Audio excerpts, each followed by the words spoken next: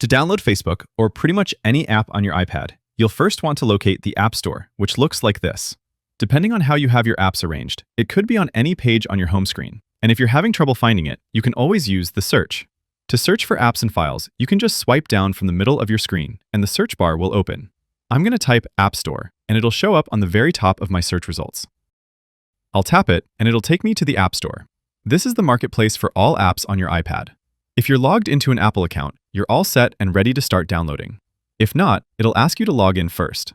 There's a lot of charts, top lists, recommendations, and all kinds of curated collections of apps, which is actually a great way to discover new apps for your iPad. You can browse the charts, and you'll see a wide variety of both free and paid apps.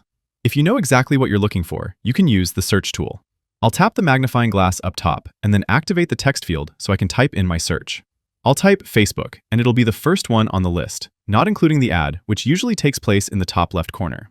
Usually, you'll see a little button next to the app that says Get. That's your download button.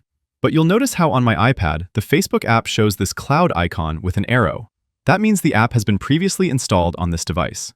The reason for the different download button is that if this was a paid app, seeing that cloud icon means I can download it again with no extra charge. The app page shows you things like reviews, technical info, and previews, and you can download the app using the button up top.